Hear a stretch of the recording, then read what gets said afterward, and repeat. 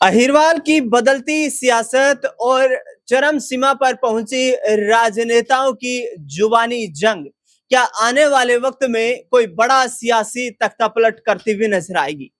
दरअसल बता दें आपको कि इन दिनों राव इंद्रजीत सिंह और राव नरवीर सिंह गुट एक दूसरे के आमने सामने नजर आ रहे हैं।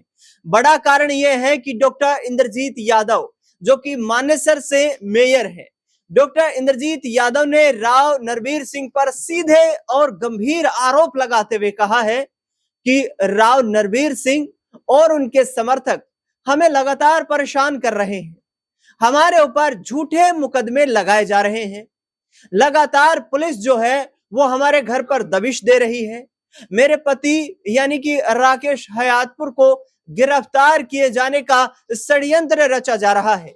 क्या जो व्यक्ति निर्दलीय प्रत्याशी चुनाव जीत कर आ जाता है उसे लोकतंत्र में कोई अधिकार नहीं है?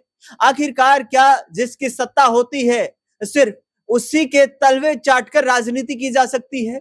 क्या जिसके हाथ में ताकत होती है वो किसी को भी इस तरीके से परेशान कर सकता है? दरअसल ये तमाम बयानबाजियां इन्होंने की हैं और जिस तरीके से रोती बिलखती हुई डॉक्टर इंद्रजीत यादव नजर आई है और वो एक गंभीर चिंता का विषय है कि आखिरकार ये मामला इतना गंभीर कैसे बन गया है। इनके पति डॉक्टर इंद्रजीत यादव के पति जो हैं उनके ऊपर अक्सर ये आरोप लगाए जाते हैं कि वो भूमाफिया हैं, वो बदमाश किस्म के व्यक्ति हैं। इनको राव इंद्रजीत सिंह भारतीय जनता पार्टी में भी शामिल करवाना चाहते थे, लेकिन राव नरवीर सिंह के गुट की तरफ से लगातार इसका पुरजोर विरोध किया गया, जिसके बाद से लगातार ये निर्दलीय मेयर के रूप में ही काम कर रही है। लेकिन आरोप गंभीर लगाए हैं।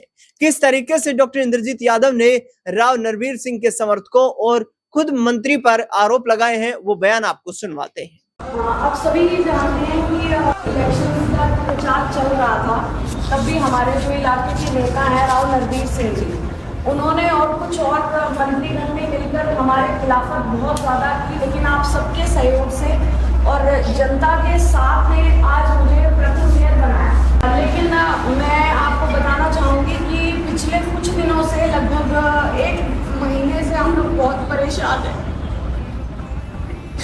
मेरे बच्चे भी हम घर से बाहर पड़े, लेकिन पिछले 2 रातों से हम लोग गाड़ी में ही घूम रहे।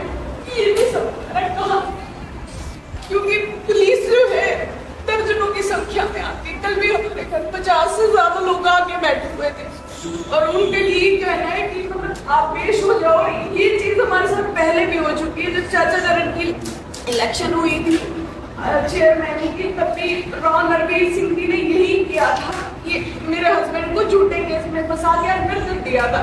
और अब भी ये जो पार्षद दयाराम जी के भाई ने लगाया है वो भी झूठा केस लगाया है, जबकि राकेश उस समय मेरे साथ थे, उनका कोई इन्वॉल्वमेंट नहीं है।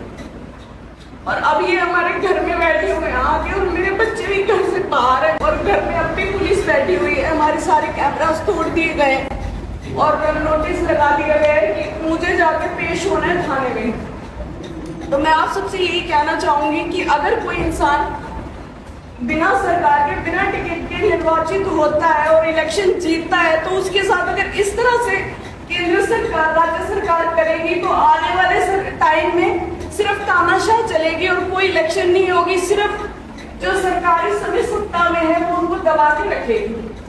तो मैं बस यही कहना चाहूंगी कि राव नरवीर जी जो मेरे हस्बैंड के साथ आपने पहले भी किया था और अब भी कर रहे हैं, वो बिल्कुल गलत है, बिल्कुल झूठे केस में फंसा रहे हैं और हमारा जीना बिल्कुल दुर्भर कर रखा है। तो मैं आप सबसे यही कहूंगी कि जो सच्चाई है आप सब उसका साथ दीजिए और ये जो बिना मतलब का केस दर्ज हुआ है इसको खारिज करवाइए।